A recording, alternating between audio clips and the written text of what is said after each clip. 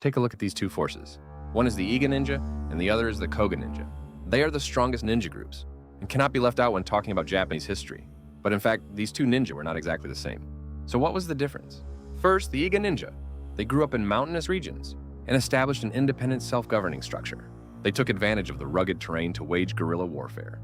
They were skilled in tactics that allowed them to outwit large armies. With a small number of troops, they were truly mountain ninjas who knew the terrain inside and out. That was the Iga's strength. And what about the Koga ninja? They were based in Koga County, Shiga. They had a mastery of medicine and gunpowder, and excelled in tactics that made use of poisons and explosives. It is said that many of them were also well-versed in medicine. In other words, the Koga were a ninja group, with strengths in science and knowledge. Now, try to imagine that. Iga with its mountain tactics versus Koga with its gunpowder and knowledge. If the two were to fight head-on, who do you think would win? In actual history, the Iga and Koga clans cooperated more often than they opposed each other. They even carried out joint operations under the command of Sengoku Daimyo. It was these special abilities that made them so valuable to Nobunaga and Ieyasu.